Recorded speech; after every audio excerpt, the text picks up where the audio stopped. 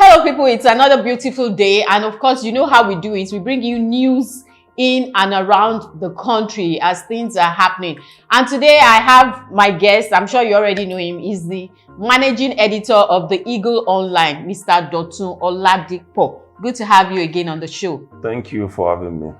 Okay, and today we are going to be talking about the news that is making news in the country. Of course, the protests. We all know about the protests.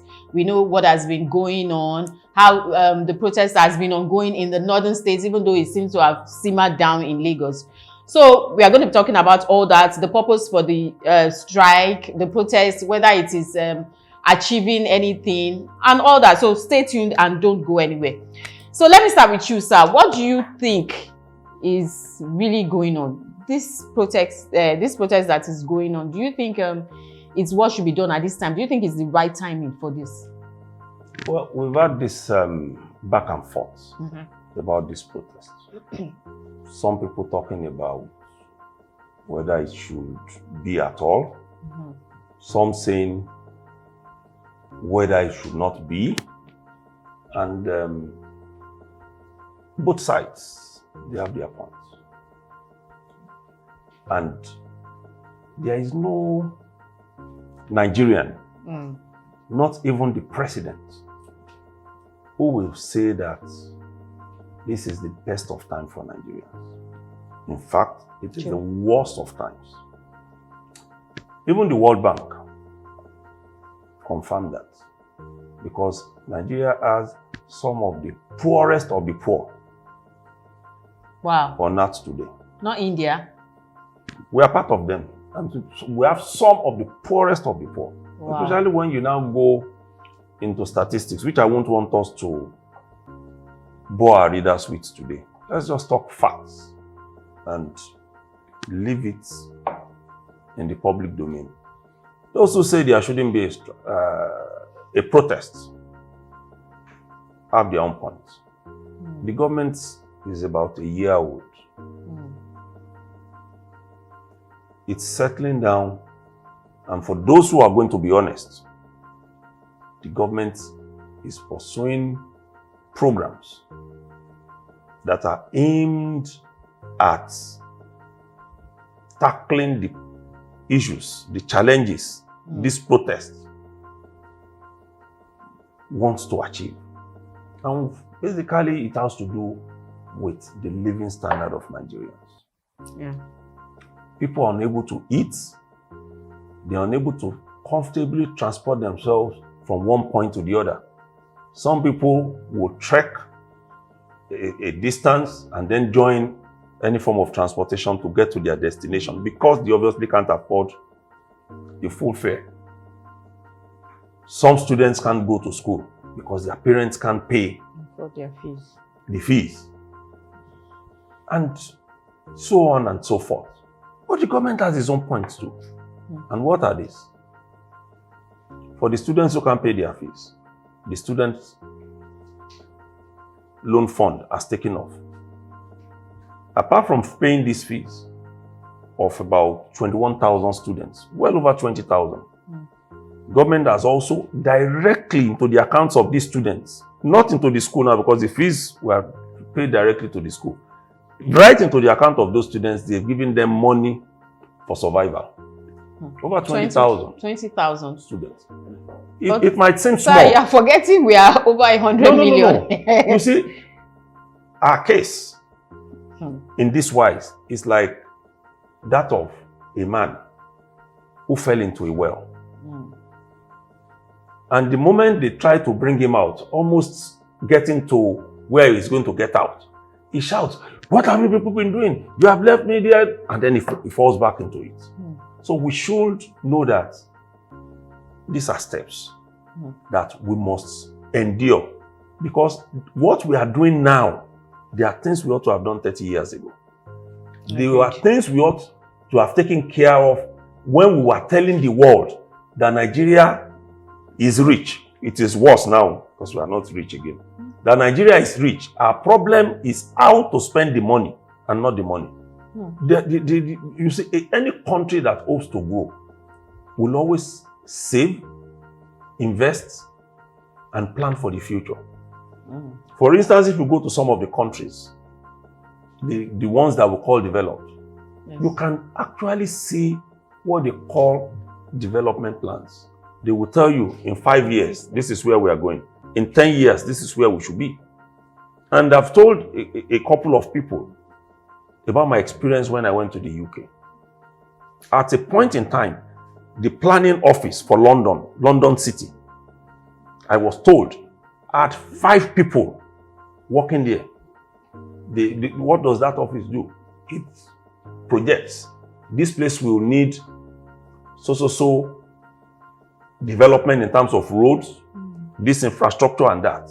In that office, I was told there were 5 persons who were employed to work there at the top. And that among those 5, you are 3 Nigerians. That's to tell you that even those who are developed, that we feel they have arrived, they are still planning. They know the roads that are to be excavated in the next 5 years and resurfaced. You know, all of those things are there. But in Nigeria, we didn't plan. And even till now, we don't still seem to be like people who are planning. So when all of these things arise, you now ask yourself, is this government doing something? Yes, it is. But should it be blamed? Despite the fact that it is 1 year in office for what is happening, yes, it should be blamed. Because, like we've always argued, government is a continuum. Not even when it is a government that succeeded another government on the platform of the same party. Because every party should have a manifesto, should have a focus, should be able to say, okay, these are the projects that we are going to do in the next 10 years. And then should be able to follow through. So that when the next regime comes, it takes off from that platform. But what we have seen in Nigeria over the years, especially since we returned to democracy, whether at the federal, state, or local government level, is that once a new man gets into office, he brings his own program. He abandons everything others have done. Yes. So it becomes a big problem. You ask yourself, because part of what we have been complaining about is energy. Because we've said if there is power, over 50% of Nigeria's problems are resolved. Yes, exactly. We have 4 refineries, none has worked. In over 8 years, close to 10, none has worked. Over 1 year now, getting to 2, we've been told another one will come on stream. Till now, none. So when you get to that point, you will say those who are aiming for a protest, they are right. But is the government doing something? Yes, it is. The things we ought to have done 10, 15, 20, 30 years ago, they are the things that we are now doing. So it's what it is about the protest. Both sides are right. And if you ask me on which side of the divide I want to jump, I'll team up with the protesters. Okay. But we'll get to why I won't team up with them okay. As we go ahead. Okay. So I understand that the government has only been 1 year and they are making steps. I understand that. And then, we have to make adjustments. The country has gotten so bad, and then it will take a while for the whatever steps they are taking now to show face. Yeah. But then we were at a place. Why is it getting worse? I would think that, okay, if it's going to take us time to get better, okay, let us be where we were. Not that it will be getting worse. No, you can't be where you are. You can't be. Because the sacrifices we ought to have made, like I said, 30 years ago, we're just making them now. Years back, when the minimum wage was raised to 125 naira, that minimum wage was worth $188.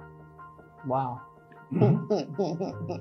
So when you are at that point, and then you are now losing steam, you will always know. And what got us here? Top on that list is corruption. Top on the list. Yes. Top on that list is corruption. You take its twin brother or sister, selfishness, self-centeredness. People who wanted to be richer than others. Than the country. Than even the country. They are there.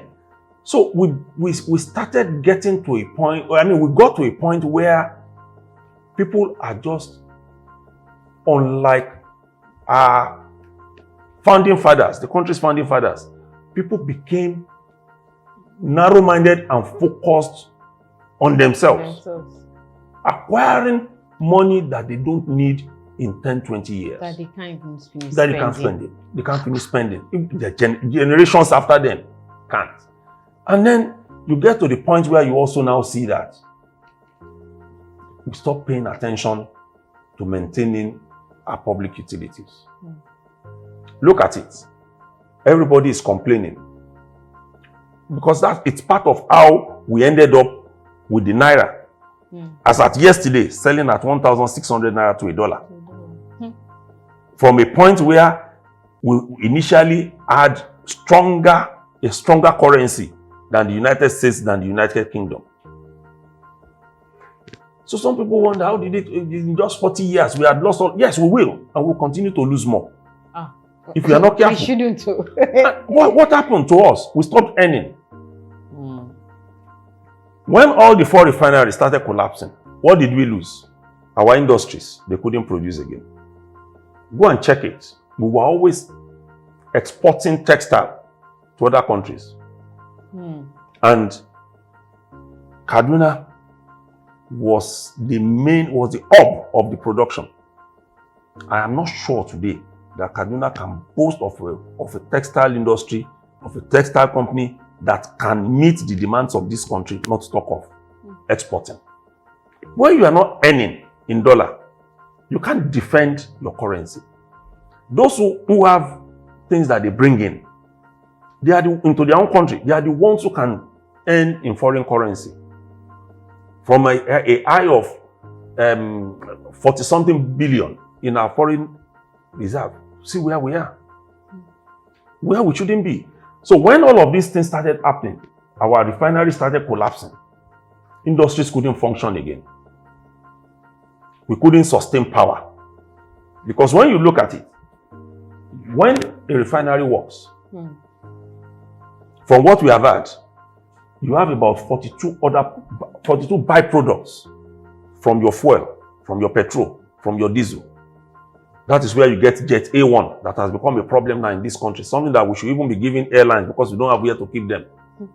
You have critically, because I have been close to a couple of industrialists.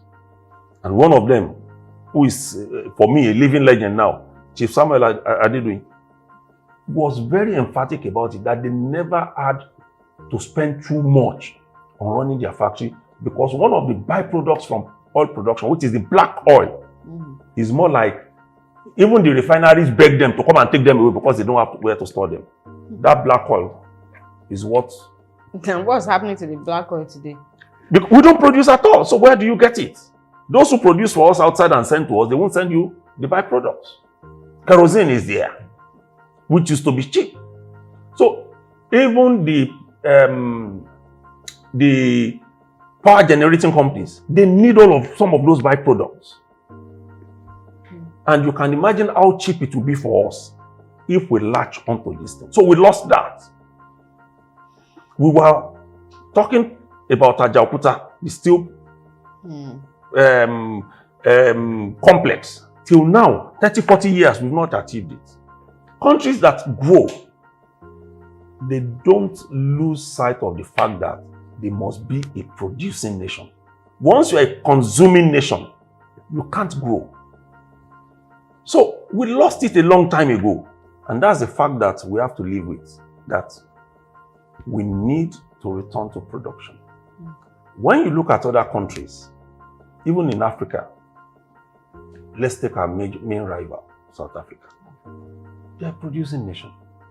And they know the import of having to remain so. For instance, I once watched a documentary where I saw how Boeing gave the job of assembling the aircraft in the fleet of Emirates to South Africa. When they brought in all the parts, South Africa supplied the electrical cables. They supplied the chairs, meaning that all the irons that will go with it, and they assembled in their country. BMW is assembled in South Africa. Wow. Produced. So meaning that they have power. Their steel industry is functional. Every wire you see in this country now is virtually, almost everyone is imported. Electric cables. Whereas in the past we had all of these things here. So we need to begin to retrace ourselves, because now it's cheaper to import than to produce. And unfortunately, our approach to some of these things in terms of remedying the situation is making things worse. Because as much as some of these steps we think we are taking is a quick win, in a way, that's what the government feels. But those of us who are on the field, we know that it is not a quick win. As much as government and the World Bank, we think it's a quick win. All these handouts that we are doing, they are not helping us. They are not helping us. And that's the point in all of this, that both sides to this protest, they have their points. You know. Okay, so do you think that President Tinubu is addressing the real issues? He has brought a few things to the table. If you ask me, should fuel subsidy go? Yes. Yeah, everyone has agreed that it should go. Because some people are using it to milk us, and very badly too. But at the same time, a lot of people feel that certain things should have been put in place before that fuel subsidy had to go. And on the top of that list is making our refineries functional. But what we have discovered over time is that for a lot of people, for some people, the very greedy and selfish ones, it pays them that we import fuel than for any of our refineries to work, including foreign backers who profit from this thing. As a reporter, I'm privy to the fact that there have been suggestions to the former president of this country that all the international oil companies should stop exporting crude from Nigeria. Rather, they should be refining for their own countries and others that they are supplying to in Nigeria. Wow. When you imagine the magnitude or the effects that will have on this country, then you begin to see that, okay, we stand a chance. But why did it not work? Because some people still know that it pays their pocket better than that of the country for us to be exporting crude and bringing in refined products. I'm sure a lot of our viewers, they add stories in the season when the Economic and Financial Crimes Commission decided to go after oil marketers who are collecting subsidy, huge ones that are billions, for not importing anything. All they do is write out their papers, submit to an NPC, it is approved, and they just collect. So people became billionaires overnight without lifting a finger. And the same thing happened in the agri sector, where we had portfolio farmers. People who had no 1 meter of farm, claiming that they had acres and collecting money from government to go and do. So the things that are being done now, they are good. But there are things we ought to have done years back. The ones that I really don't agree with, they are there. But the steps being taken now, we need time for it to germinate. It's a process. You need it to germinate. You need it to grow before you can harvest. So, do you think, we've all... Okay. I just wanted to say that, do you think that they would allow, you said it will need time to grow, do you think that Nigerians will allow, or the people in government, the people that surround Tinubu himself, do you think that, yes, there are lofty plans and all that, but do you think that they would allow these plans to, you know, come to fruition? Well, it's part of the downsides of government in Nigeria, and which I was also going to talk about, but now that you have asked, we can talk about them. It's good that somebody in government or the leader of the government, he has good ideas. What about implementation? Exactly. Because that's where we have a problem. Yeah. Like I said, there are so many programs that this government has laid out for ordinary Nigerians to enjoy. It didn't start with this government. Some of them. For instance, the conditional cash transfer started before this administration. The Buhari government did it. That's former President Muhammadu Buhari. But what happened with that program, like it is happening now, which has led to the suspension of the Minister of Humanitarian Affairs, those who are supposed to, on behalf of the government, reach out to the poor masses have mounted roadblocks. I call them roadblocks, where they collect more than those who are supposed to benefit from it. If our readers go back, they will find reports where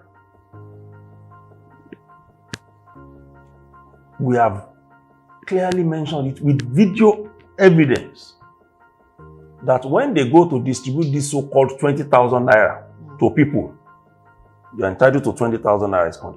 They will give the person the money in front of the camera, 20,000. By the time the person gets to the back of the hall, they're already collecting 15,000 from it. Meaning that person is going home with 5,000 naira. And those who went to distribute the money are taking back 15,000. We saw in the case of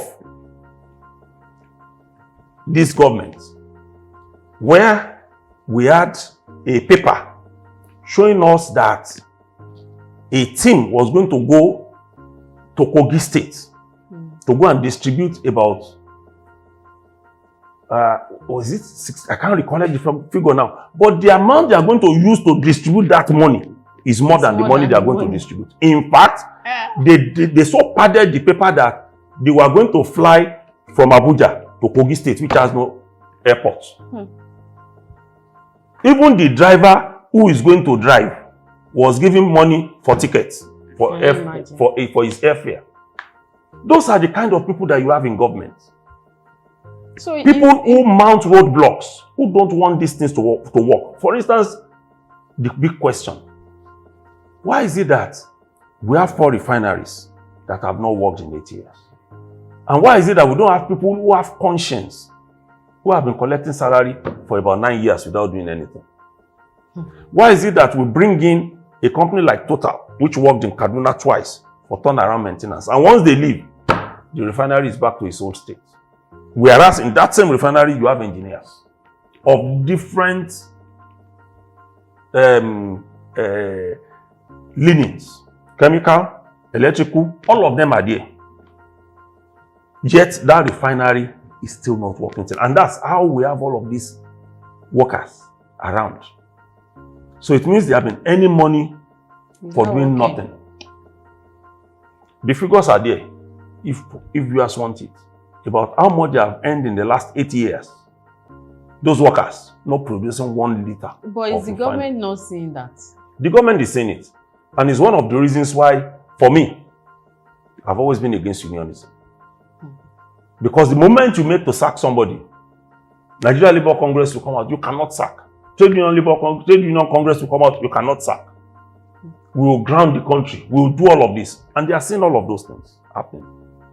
So what it means is, we have turned civil service into what I'll call just leave them to be taking their money. It's free money. But it's not supposed to be. They are supposed to be serving the country, Yeah. not the country serving them. Not And the, we've the always, other way around. the point has been made the world over that the civil service is the engine room of any government, be it democracy or military.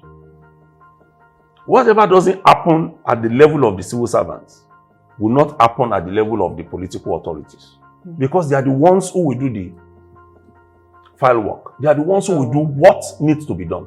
That is why every year, at some point, you had former President Muhammadu Buhari's advisors complaining that every year they get the same kind of budget. A particular ministry will come and say, we need 140 computers this year. When they are coming back next year, despite the approval and release of money, let's even say they are only able to get 40 out of that 100. Are they not supposed to come with 100 the following year? You still see 140, or it would have gone up to 280. Meaning that they damage those computers every year and they need to. So it's at that level that we are losing so much. So we need to start looking at issues without being sentimental. What we do to ourselves a lot of times is that we've already taken a position. And what are the things affecting us? If Buhari is not from my side of the country, I must criticize him. If Tinubu is not from my side of the country, I must criticize him. If Tinubu is not a Christian or a Muslim, I must criticize him. So those parameters, for us as a country, we need to jettison them. We now need to focus on the main issues. What do we need as a country? How do we want to run this country? If we say, for instance, these little things that the government has put in place for the comfort of the ordinary Nigerians, let's say the conditional cash transfer, we know that it's supposed to reach so number of people. Don't reach anybody. Do we ensure that it has gotten there? If it didn't get there, what have we done to those who did not allow it to get there? For instance, we had the case of Beta, which I mentioned earlier. She was suspended. But what about all the civil servants around her who prepared the papers, who one of them even collected government money put it into her own account, which is against the law? Yeah. What has happened? We've not had anything. There should be some form There of should be some consequences. Check and for all balance. of You these don't things. just... Exactly. You don't just sit somewhere and then somebody does something and everybody feels like, okay, this person got away with it. I can also do mine. So it's a big issue that we need to deal with. What are the things that make sense that the government is doing? Can we push the government to do more of it? What are the things that don't make sense that the government is doing? Can we, if you decide, if we have said today that we should reverse the removal of subsidy, well, what damage are we going to do to ourselves? We should ask those. Those are the things that we need to really play with and ask questions. Because what people just want to do is, let's criticize. Exactly. Most people don't even know the nitty-gritty, They just know that, no. And it's so bad that those who organize protests, which is the reason why protests don't work in Nigeria, and sincerely so, why it doesn't work. Those who organize protests themselves, most of the time, they don't even know what they want to achieve. They cannot even put their thoughts together and say, this is the focus. Look at the end SARS. Look at how it ended. Everybody was just saying, this is what we need. Sack SARS, sack police, kill everybody. What did we get? And unfortunately, which we have come to see now, for every protest that you organize, there are some people who are waiting to use it as a means of looting and destruction. People who are angry that others are doing better than them. They are not facing the real issues. Not They are the real just issues. using it to, propagate Not their the real own issues. agenda. We've had one very good protest in this country. But what happened at the end of the day? You don't took over. And I'll mention, our viewers will recollect that during the Jonathan regime, there was a protest here in Lagos about the increase in the cost of petrol. That protest had some of the best brains and some of the most hard voices in this country involved. You had Professor Wole Soyinka. You had Asiwaju Bola Ahmed Tinubu. You had Alhaji Muhammadu Buhari. When they did that protest, they told the police in Lagos, we are going to walk from GRA in Ikeja up to the park in Nojota. And they said it in their letter to the government. Listed the names of those who are going to take part and said it to the police. After we leave Ojota, any other person you see on the street should be so dealt with. What happened after that? Lagos went into a frenzy and destruction started. Because those people were waiting. My car was destroyed during that protest. I don't get the part of that destruction part. I really yes, it is because some people will not destroy public property, for which we are even still going to pay with our own money. It really doesn't make sense. It doesn't. So that's why protests don't work in Nigeria. Because the people who are planning it in the first place, save for a few times, don't get the exact focus of the protest. And then number two is that there are people who are waiting by the side, who want to take advantage of that to loot, to damage both public and private property. So they are there. And that's why people who should even speak out and support protests don't again these days. Yes. They don't. Because it looks like, okay, so I'm now going to give you a reason to attack me. That's what it has become. And people must be wary also. Because those who are real journalists, trained ones, they know, in truth, as security agencies have been saying it, that some of these protests that we've had in this country are funded from outside of the country. What does it take to protest? You want to meet somewhere, have a walk, carry your banner, and then you start raising funds from non-governmental organizations and even countries that are not your own. What are you insinuating? That some people outside the country are pushing you to cause insurrection in your own country. That's why some of these things don't work. Because just this week, we had that story from over the weekend that the protesters are trying to raise 4 billion naira. For what? For the protest. And which they will do. Because some people are ready to put in the funds. Because when they cause that destabilization, it pays them. They can use it to make some money. That's why you see, when you look at the protest that has happened now, apart from the fact that, like we have said, some have argued that President Bola Tinubu should be given time to do this, to do that, is that we are even scared. What do we want to achieve? How much do we lose? I'm sure by the time this protest is over, when the damage done to the economy, it will be in trillions. Exactly. If you go on the streets of Lagos now, you hardly find vehicles moving around because people are scared of being attacked. So offices are shut.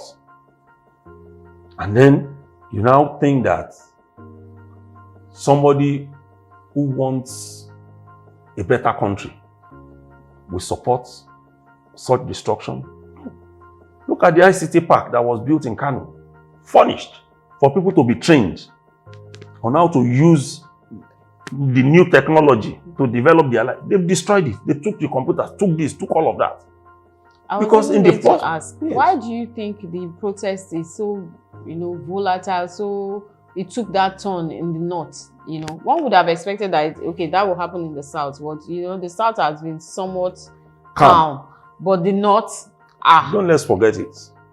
That, like I said, religion, ethnicity, they have roles to play in all of this. They have roles to play. So who are those championing it? You have to ask that question. It's a big one. Who are those championing it in different parts of the country? So you have a volatile crowd already waiting for something to make Just them erupt. ignite. And then you have now provided that room. Even where governors have declared curfew and you have soldiers and the police on the streets, you still see them coming out because their target is on looting. Exactly. I was just going to say, because they are even attacking each other. Exactly. Assuming they are going to State House and they are attacking each other. No, look at the ones that happened around the south, where they discovered bags of rice, especially in Edo, in 2 locations. They just went there and took the rice away. Whereas the NSAS, they were also in the southwest, very crazy and looking for opportunities to loot. They went attacking banks. Whose money did the banks use in? It's our fund that they made from us. Exactly. How did the government repair all of or replace, for instance, the buses in Lagos? It's still from taxes. It's taxes. And So instead of using that money taxes to do other things, they use it to buy buses. So we are not even back to where we started from. We have even gone back, further back. We have gone back. So the demands we should be making of government should be to sit down and look at how we can, 1, reform the civil service. That for me is critical, because a country cannot be better than the civil service it has. It can't be. Number 2, if we reform the civil service, it's not a joke. The kind of things I say to people who are my friends in the civil service, I said, any government that wants to do well must first cut the size. A lot of people see the civil service as a welfare scheme. Exactly. They just go and write down your name, and then you'll be collecting your salary. Money. In fact, doing nothing. You have, which is worse, it's part of why some are against autonomy for the local government, where you have more ghost workers than real workers. Yeah. More ghost workers, especially at the local government level, than the real workers. So we need to do that. We need to ensure that all these palliatives that we are doing, that we do them well. I spoke with a farmer this week, and I asked, how are you doing with your farm? Now that government is buying rice to go and supply to people, give them for at half price. He said nobody can do well in that kind of situation, except the person gets the direct contact from the government. And that this free food that we are doing is one of the reasons why we have food inflation. And I asked him to explain it to me. And what was his explanation? He said, when people get contracts from the federal government, go and get us 20,000 bags of rice. They move into the villages where they produce rice. That's the raw form of it. Whoever gets there first, we offer them something. Somebody else comes and offers them something bigger than that. Yeah. So they have stepped it up. So everybody in that community who wants to buy rice is already denied that opportunity of getting rice at a cheap price. And because government contract is also by reward, meaning that you have to add something to that thing and get it done, everybody is in a hurry to buy off available rice, to buy off available cassava, to buy off already processed gari off the farmers, and at whatever price, once they are still able to make some profit from what government has given them. And that's why for me, despite the advantages inherent in these stipends to Nigerians, I'm against it. Because apart from not getting to the people who should be the direct beneficiary, it's also leading to inflation. And we are not looking at that. People are just talking about they've sent 20 trucks of rice to each state. Where did those rice come from? At what rate? are they coming in? What did they do about it? And when they get all of these things put together, especially the rice, they will go and look for bags from foreign countries and pack it, Nigerian rice, pack it as foreign rice and sell it to the government at exorbitant price. So if you are not in that league, you can't play as a farmer. Because ordinarily what we should be doing, if our system is working, is to ensure that farmers get direct funding from government, and they get all the implements that they need to make food abundantly available. Not for somebody to come and mop it up at a price where, once we know in Nigeria, once you put a new price on something, it can't come down again. We all know it. So it's even a dangerous thing, despite the fact that it has its own benefit, because of who we are as a person. Nigerians don't want things to work. Everybody wants to take advantage of the next person. And it's crucial we attend to all of these issues and ensure that our refineries work. Let Ajaokuta come on stream. That refinery, do you think it can work? It can. Or do you think the best thing is just to sell it? It can work if we want it to work. We've always proposed this. People have been opposing it. Sell it off. I think that's the Instead of allowing Dangote to start a refinery and build from the scratch, you could have sold one of those ones. Let him revive it and see if it will not work. In fact, if you make the offer now, I'm sure there are people who are waiting to buy those refineries. But the moment it is brought up, NLC will say no. Nigba, we no go agree. Till you see, this year we no go agree for anybody. At the end of the day, we are giving salary to people who have not worked for 8 years. And then we say we are running. I pity those who are heads or political heads of these institutions. I really pity them. No matter the vision that you have, once you don't have a committed civil service that can drive that process, that's the end. That's just the end. So we need to go and address those issues. Let there be power.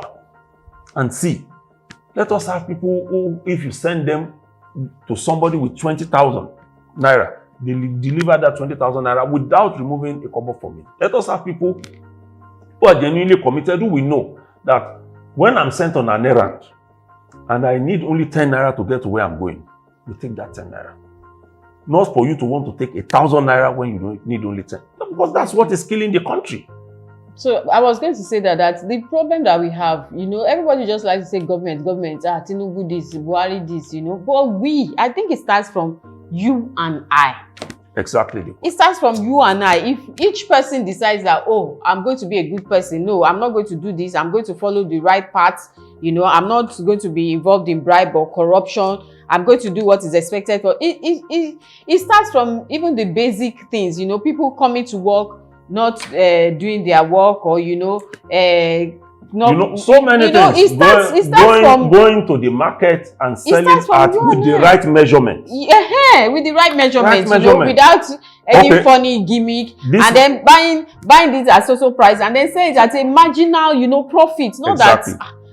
And then when something goes up, you will now, and you had something in stock, you will now not want to sell at the price that you bought. You now want to sell at that. Of course, that is what happens. Because like I've always told people who sell also, when you buy at a particular price and it moves up before you sell it, the only thing that makes sense is for you to sell it at the new price. Because if you sell it at the old price, you will not be able to go back to the market to restock. But in Nigeria, things keep going up. And because we operate a dollar economy, we have to go by the dollar. We've had this conversation, and I tell people, the car that I bought about 10, 12 years ago in the US, the price has either come down or has remained at that level. It is our naira that is the problem. Exactly. Because when I bought that car, the naira was 125 naira to $1. Now the naira is 1,005 naira. Yes. Hey, I don't think you can ever go that low. Sometimes I'm ashamed when my daughters tell me the story of the dollar and the naira. Because they say, but this year that we went somewhere, it was so amount. At their own age, they're able to tell this story. It's a shame. Because that is what is happening to us. Others are moving up. We are going down. We are dwindling. And some people are profiting big time. Off that. That is the thing. They are profiting off the country. Big time. And it doesn't appear to matter to them. Their concern is, let me line up my own pockets. Exactly. Let me take care of my immediate family. Whatever happens to others is none of my problem. And that's not the way a country works. Every country that works, one of the first things that you will see is that food is not their problem. Food is not their problem. Food, power. We've done very common comparison. They don't have so much mama puts in the US and in the UK. They have eateries. So fast food. Fast food. John. I mean fast food outlets. You go somewhere, you see a burger and tea, and they tell you it's $2.30, $1.30, $1.99.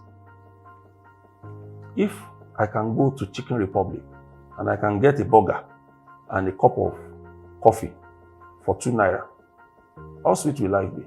Do I need to earn 200,000 naira? No. But really, come to think of it, when Chicken Republic came, and then later they introduced what they call the big boys meal, which has a burger in it, has a drink, yes, and it has rice, it has chicken, and coleslaw.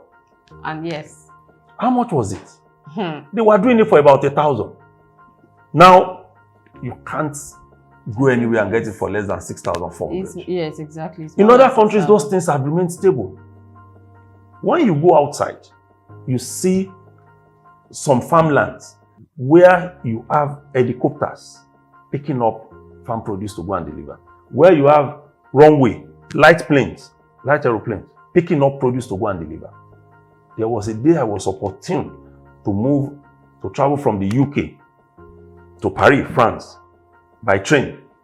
And on both sides, it was all plantain. It was all yam and maize. Within those two countries, I think it was a 3-year train ride. And you could see both sides. Farming going on. You will see some farms, helicopters are just taking off. Airplanes are taking off or landing to go and pick farm produce. We have Lagos-Ibadan Expressway. We have so many Kaduna-Abuja Expressway. All of them wasting away, both sides. So until we get to that point where we understand that we have a lot of issues and not strike or protest, we will never get out of this. Because people think in a myopic manner. What favors me? It favors me that I should lead a protest and I will get more money for the workers. But are you productive? Are you producing anything to justify the money you have? That's why I tell people, most of these civil servants can never transit into the private sector. They will fail in 1 week. They can't.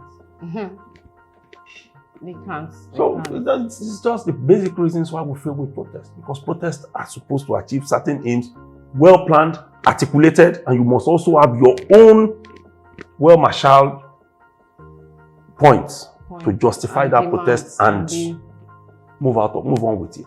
But in our own, it's just let's protest. Let's protest. The president made a speech, to the protesters or to the country, so to say, concerning the protest. So do you think that speech was enough to soften the hearts of the masses or of everybody, of the country? Well, before that, do you think it did anything? Was it of any impact? Before that protest, I already told people what you should expect as content. I already told people. So it didn't fall short of my own assumed projection, but I knew it wasn't going to meet my own expectation. Because those things said did not concretely address the issues. I've been on a national television program where I asked a presidential spokesman, can you give us a timeline for this action you have said the government will take? And I couldn't get any. What do you need in a government? You need a government that can talk to you, that can make you feel like tomorrow is assured. I know that President Tinubu has told me that on September 1, 2024, I will ride in a train from Lagos to Ibadan that will take 200 naira from me. So that morning, I can wake up with 200 naira and go to the train station. That's what people want. Give me the timelines. Let me know that by this time, my president has said, we should be able to say so. Or, can't you remember that the minister of so said we should be able to get on Nigeria Air or Air Nigeria or Nigeria Airways from here to London for 600 naira. Which was why some people in the 70s could go and do their weekend in London and come back home. Go for parties. I remember my mother then. Go for parties over the weekend and still resume to work on Monday. But now, if you want to try and go to the UK, you can pay up to 4 million naira. So we need those kind of assurances to be able to say, okay, they have said it, it will happen. And I've always said it to people. Our political leaders are not magicians, but we are supposed to be able to believe them when they say things to us so that we can trust them. We need to be able to trust them. Because they've said things before. Exactly. And so and that's what I'm saying, that is why that speech did not also, like I asked the presidential aide, give timelines for certain things. CNG buses by October 1. Yes, we know most of these things that we are talking about, they are not picked up the shelves. You want to buy conversion kits, they will produce for you. Sometimes they have to produce to meet your specific needs. Because we are already driving cars in Nigeria now. And you want to give me a CNG kit. You won't tell me to go and buy a specific kind of car. It means you must work in a way that it can fit into what I'm using. You want to give me the same kind of kit to go and use for my generator. It means I must be able to use that and not to go and change my generator. We know, but you should be able to tell us concretely. And like I've always said to people, Nigerians are very patient people. We are happy people. So what we need are people in government that we can trust and who can tell us this will happen so and so day. And you are sure it will happen. No, nothing can truncate it. No civil servant, no minister can truncate it. That's what we need. Once you assure us there is going to be a better tomorrow, just hold on, hang on. We are going to be there. But we are not getting that. And that's what a lot of people are saying about the speech that the president gave. The president said, what the president told us were his achievements, which a lot of people can't feel. And that's where the problem is. They can't feel it. They are there, but they can't feel it. Because if you tell me now that you are going to sell a bag of rice for 40,000 naira,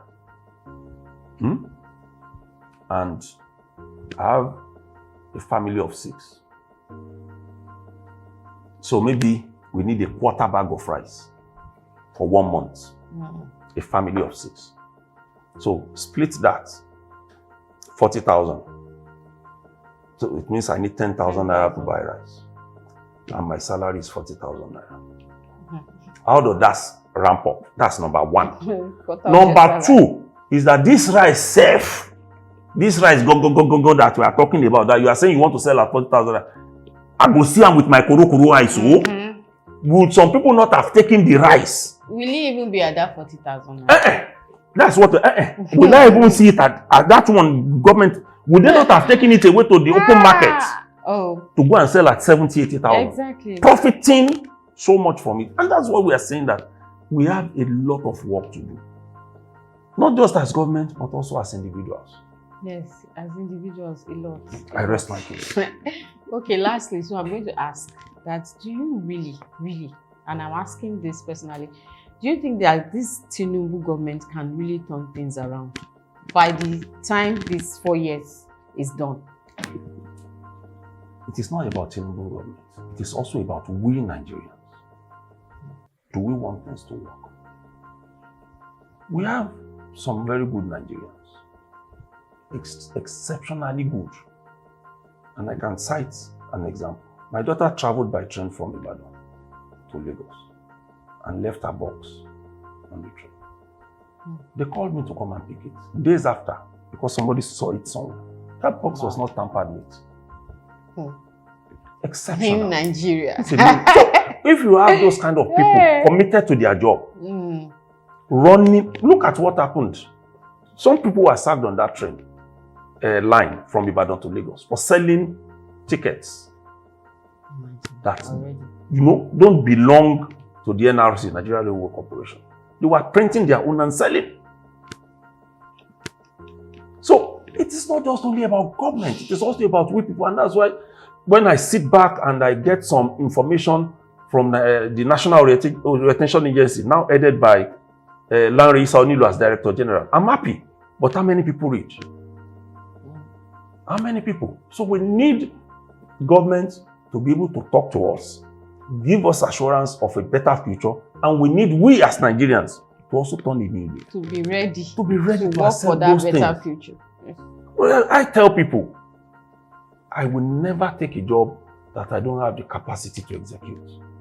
But a lot of people, once they see that there is money, they will take it. They will take it, and then they will go and fail. They will learn on the job. Get the they don't even learn anything on the job because they know that from the onset, what they are particular about is the money that they are going to earn and not the success of that project.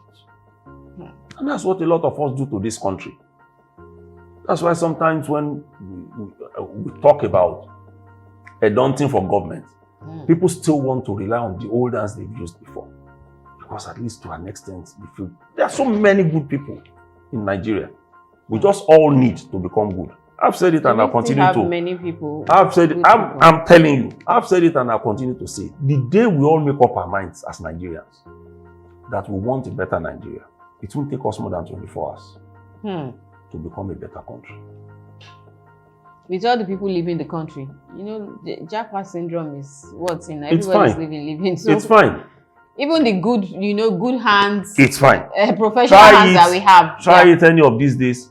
Fly out of the country. When you are returning, observe what you see in your aircraft. There are more whites than Nigerians coming back. Why are they coming back? They can see something good in the country. We need to learn. It's because they are coming to take. Yes, because we are still struggling, but they are coming to take out of it again. There are people who have so programmed them to be able to come and take from our share. These are the things we're also going out there to go and struggle for. So you see, this is a contradiction completely. People are seeing your own country as land of milk and honey. And we are running out because it is not yielding milk and honey to us.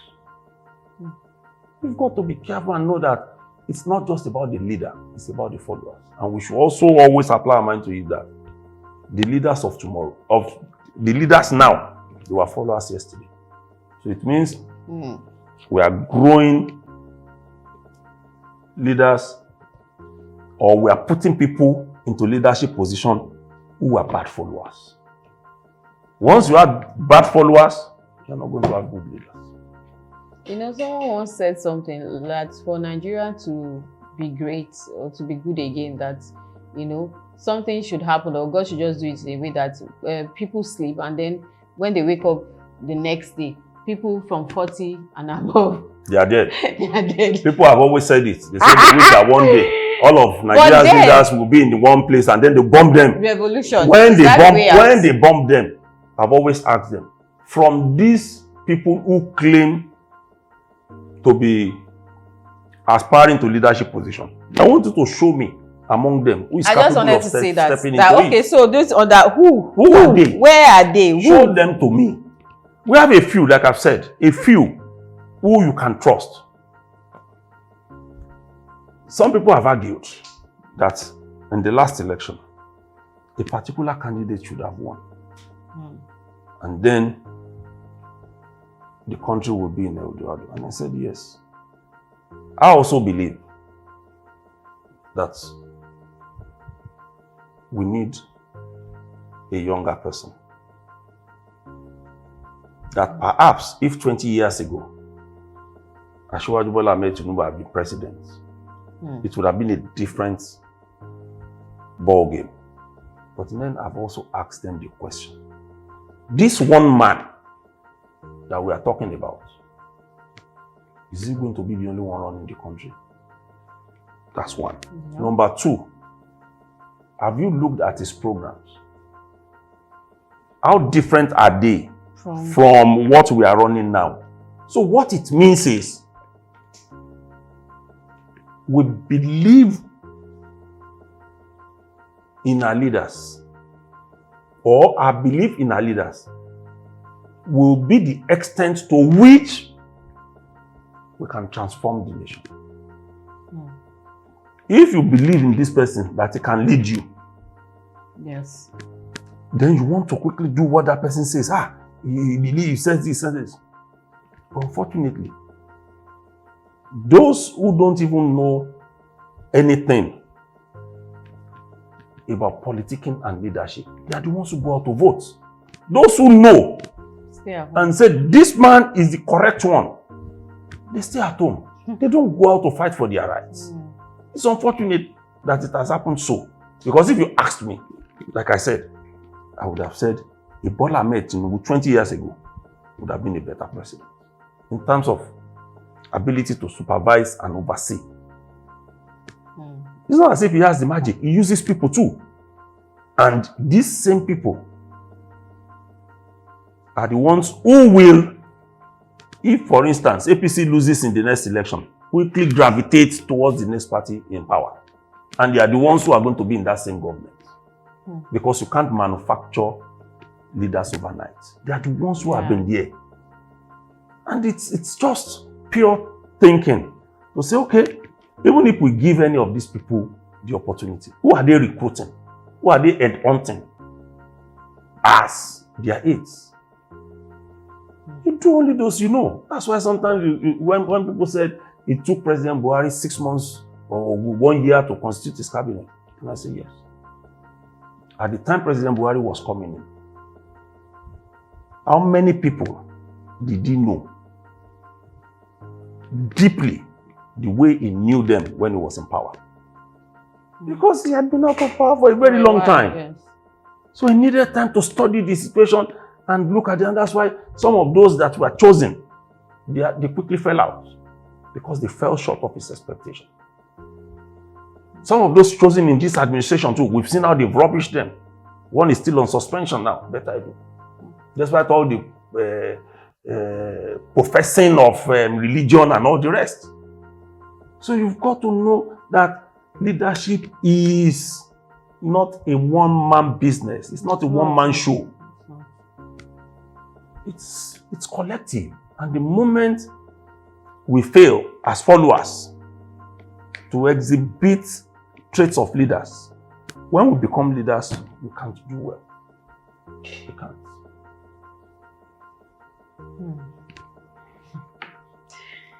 So, Nigeria will be good. Hey, God bless Nigeria. Let's keep praying for Nigeria, because at the end of the day, in the midst of this all, we need to keep praying for our country, because, you know, lots of people, because of the hardship of the country and the way the situation is, we don't even talk well about the country.